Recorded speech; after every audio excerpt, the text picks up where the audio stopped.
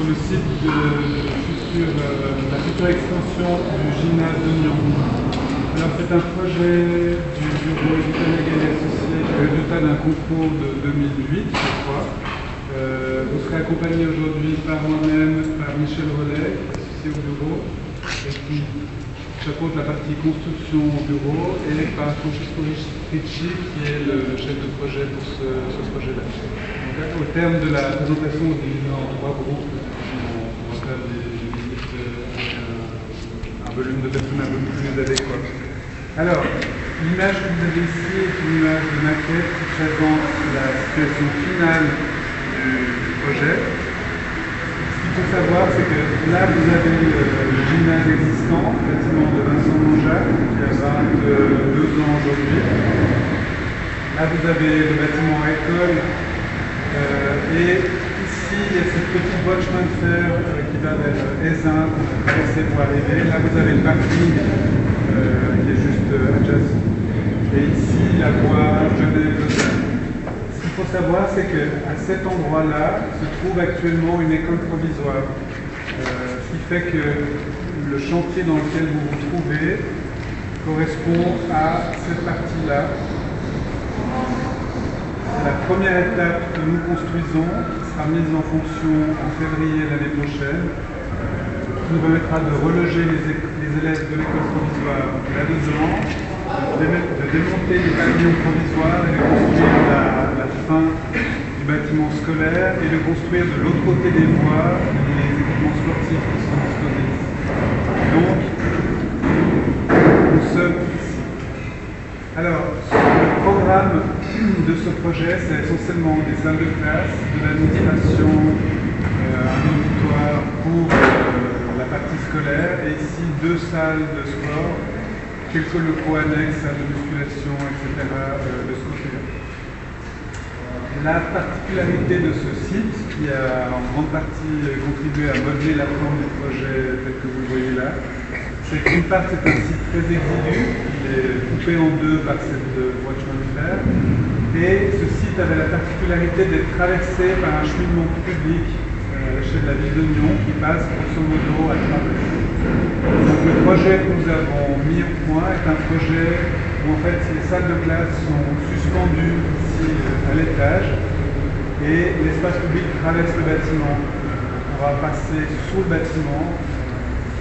Imaginez que cette chose que vous devinez ici, c'est un pont qui a 35 mètres de portée. Il sera construit en 2e étage, à peu près 15 mètres de large. C'est pratiquement un pont à des dimensions de pont routier. Donc je vais vous présenter en quelques mots les plans et types du bâtiment, puis ensuite on va donner quelques indications constructives sur les bétons armés, puisqu'aujourd'hui nous en sommes à la fin du gros œuvre de cette première. Alors, bon, ici le site, vous comprenez un peu sur la maquette, le train Genève-Lausanne, le gymnase de Vincent Monjac, l'extension, la voie Lyon-Aisin et les équipements sportifs.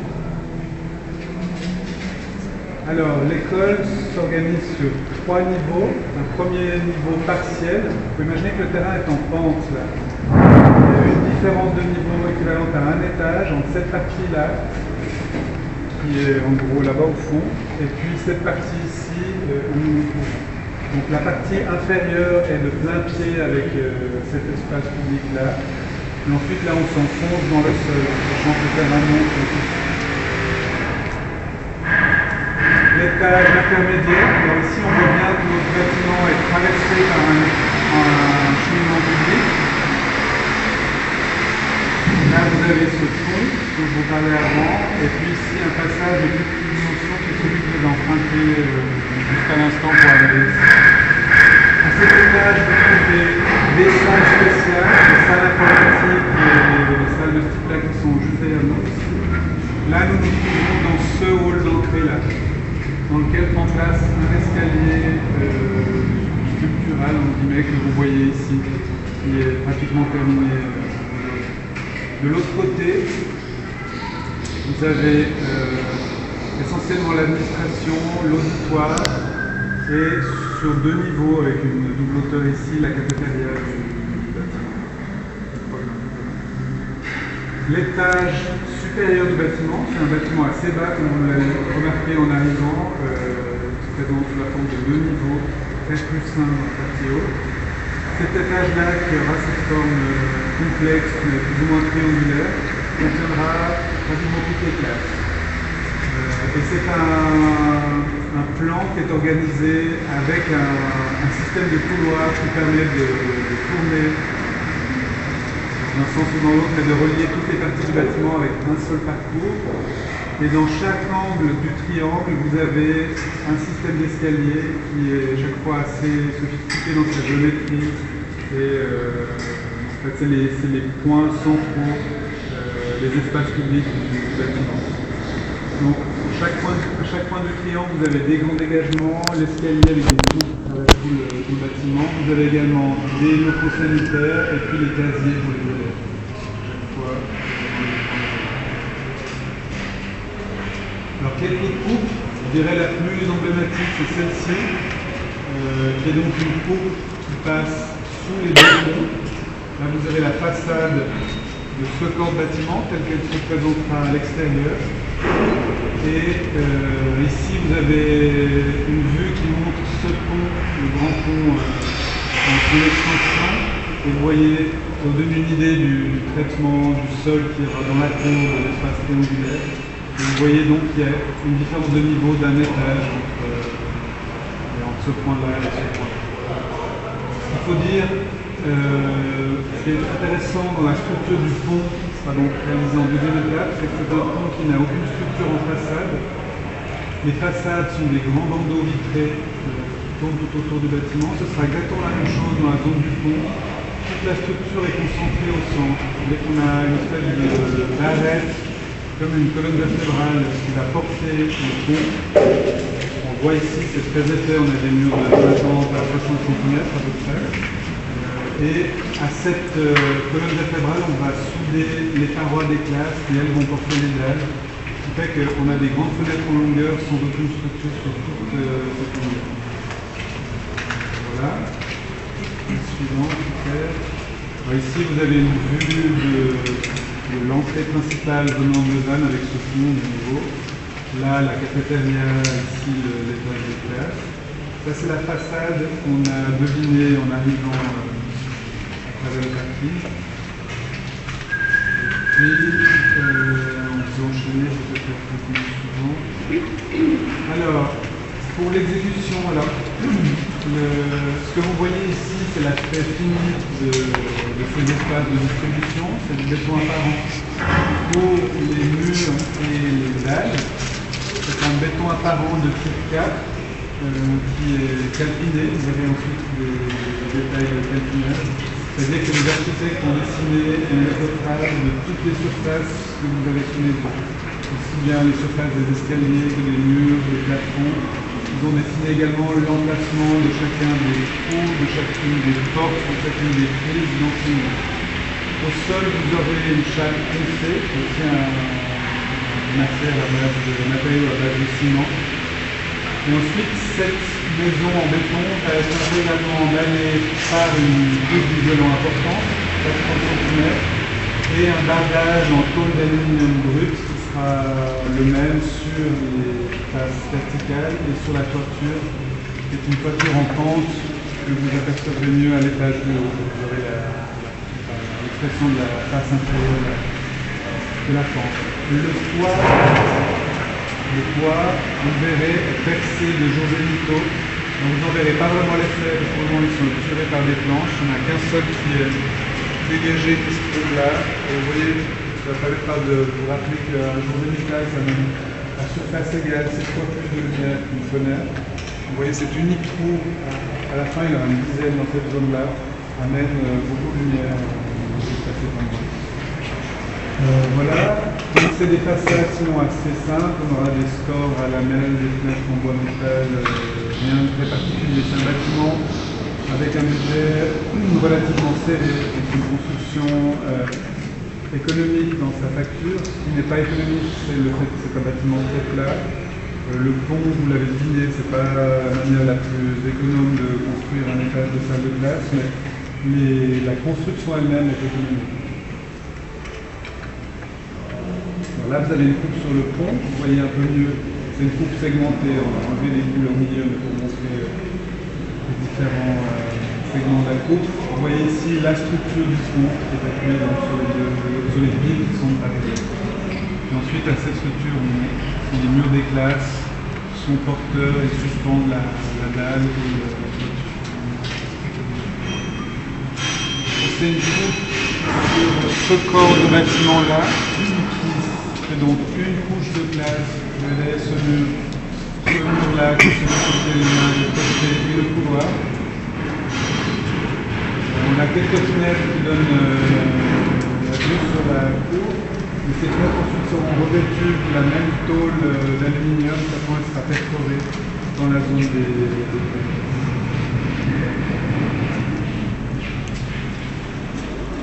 Alors là on entre dans des plans d'architectes qui décrivent le béton, c'est-à-dire ce travail de carénage dont je parlais avant.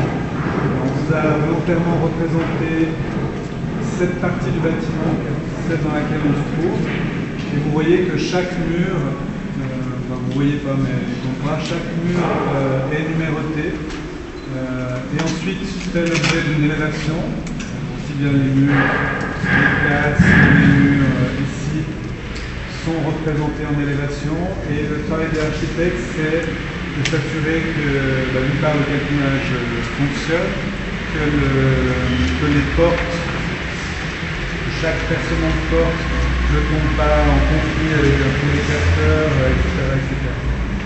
Donc ça, c'est un assez gros travail pour l'architecte, mais qui est le seul moyen d'avoir un résultat convaincant.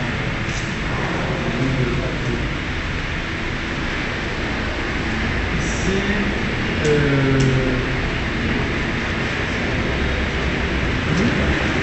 un plan d'architecte, c'est bien, mais c'est un peu... Ah, c'est le plan de l'ingénieur civil. Alors l'ingénieur civil, lui, les coffrages, ils sont balance, c'est pas son problème. Lui, il dessine les murs avec l'emplacement des murs que le maçon va utiliser pour implanter ses murs et calcule, dimensionne le ferraillage qui prend place à l'intérieur. Là, vous avez ensuite le plan de détail de l'escalier. Il faut savoir que cet escalier-là, chacune des volets que vous allez voir dans le bâtiment est l'objet pour l'équipe de maçon d'un mois de travail. Entre le coffrage, le ferraillage et le bétonnage, chaque volet c'est un mois de travail. Dans cette première étape, il y a deux volets, il y en a une ici et deux là-bas, ces deux étages là.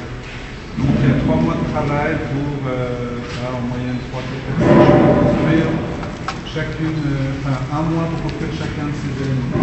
Cet élément-là, il a été roulé en une seule fois, le parapet, la paillasse et l'autre parapet. Pas de reprise de bétonnage, ce que vous avez sous les yeux ici. Et ensuite, on coffre et on coule les marches elles-mêmes qui est en cours de réalisation. Donc là, l'architecte a simplement exigé que ce soit fait en une fois parce qu'il n'y avait pas de reprise de bétonnage. Nous bon, face à l'ingénieur qui disait c'est bien gentil mais ça ne va pas marcher. Il faut imaginer que toute cette dalle n'a pas d'appui contre le mur, on a un trou ici, donc cette zone-là est ensuite l'appui à l'escalier qui est lourd. Le fait que l'escalier soit plié comme ça génère des moments très défavorables dans cette zone-là. On voit bien que ça commence à plier l'escalier comme ça. Résultat, quand vous avez fini de ferrailler cet escalier, vous verrez le dernier volet qui est pour ferraillage, il y a une quantité de métal absolument folle là-dedans et c'est une des difficultés de la réalisation de cette donc voilà. Et puis,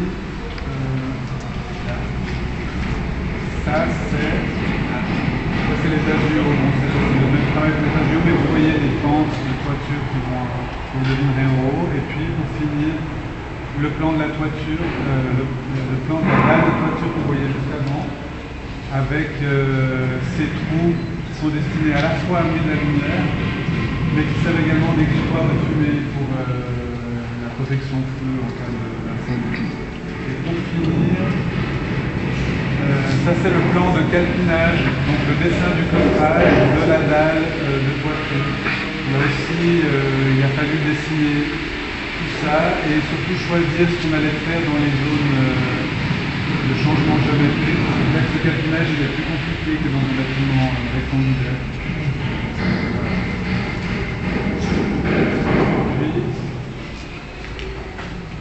Alors, on vous a fait un tout petit diaporama de tout ce qui nous a amené à l'état d'aujourd'hui.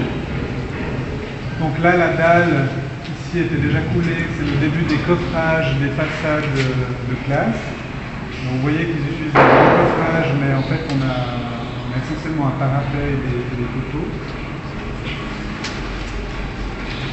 Ça, c'est le coffrage des couloirs.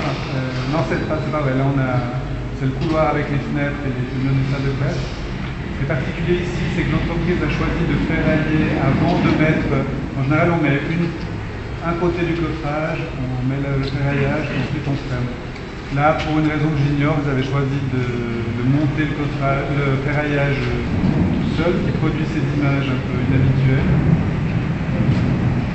Là, ensuite, mettre la première photo de coffrage, qui est la façade type 4, en guillemets, c'est celle qu'on a calquinée.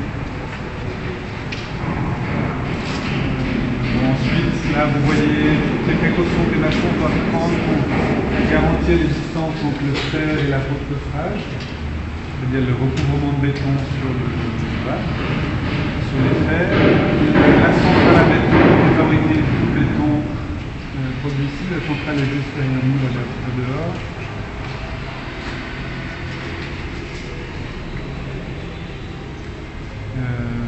Le bétonnage d'un élément de mur, donc la centrale remplit ce machin et avec une chaussette on amène le béton dans le mur et il y a des gens qui le vibrent simultanément. Ça j'imagine que c'est le décoffrage ou alors plutôt le coffrage de l'étape suivante. Voilà, les murs se font par section, etc. Le coffrage du plancher de l'étage au-dessus, à moins que ce soit déjà la dalle de toiture, les murs de refend des classes, là vous voyez la façade qui est construite.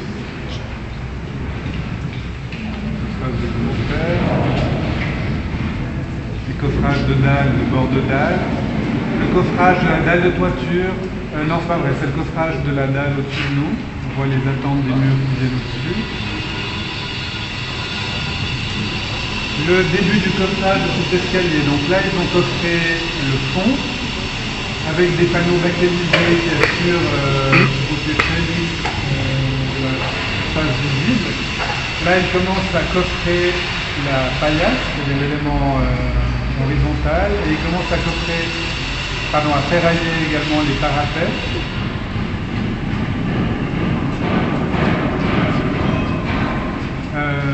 Ensuite, ils doivent fermer le dessus de la paillasse, parce qu'évidemment quand on coule le béton, si on ne ferme pas, on a un gros tas de béton, on va l'escalier, il faut fermer le moule et garder des trous pour pouvoir mettre les aiguilles pour vibrer le béton, sinon on aurait des gros nids de gravier en bas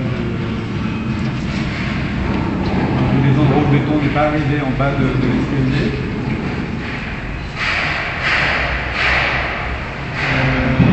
C'est le but de l'étayage, il faut tenir tout ce coffrage le temps de la construction.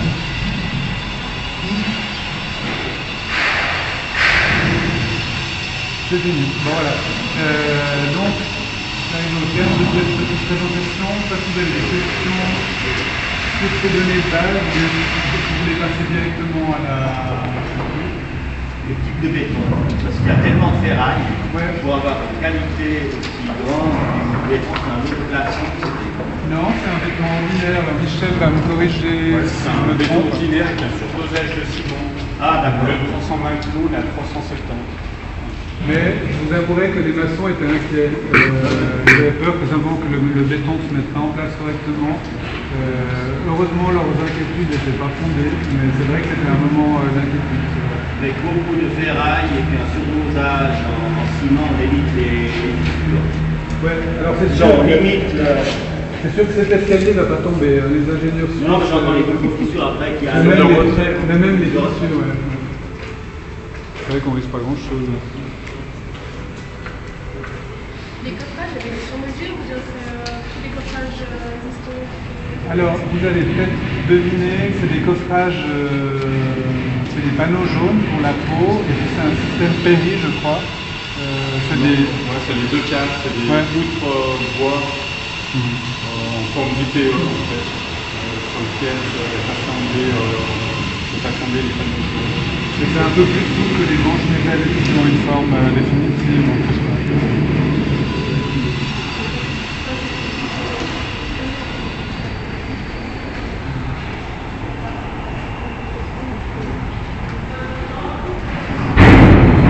S'il n'y a pas d'autres questions, pardon. Est-ce que vous arrivez à nous parler un petit peu plus de l'enveloppe, notamment de la toiture, vous avez parlé de la façade?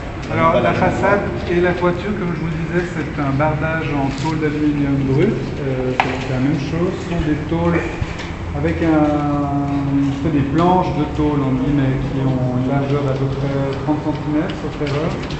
C'est un système, ça ressemble à des bardages en cuivre qu'on fait sur les toits, c'est-à-dire qu'il y a des systèmes de plis, d'assemblage. Donc en gros, si j'esquisse le truc, il y a une planche, ça, et puis un retour, puis la suivante est clipsée dessus. Donc on aura des lignes verticales de plis sur toute la façade, qui iront du sol à la côte. Et la toiture, c'est la même chose. Il y a des essais qui ont été faits sur la partie nord. Alors oui, ça c'était la variante cuivre. Avant qu'on nous lime les budgets, l'aluminium était un magnifique cuivre qui se serait patiné. Ça c'est l'histoire hélas ancienne. C'est le même calquinage mais avec un matériau moins coûteux et qui est moins coûteux aussi dans ses conséquences. C'est que le cuivre avait le défaut de charger les eaux pluviales en ions je ne sais quoi. Résultat, il fallait filtrer les eaux pluviales. Donc ça a contribué à renchérir le coût de l'opération. On n'a pas ce problème avec l'alu. L'alu sur un traitement, il est anodisé, Il est brut, simplement brut et légèrement brossé, mais il est complètement brut.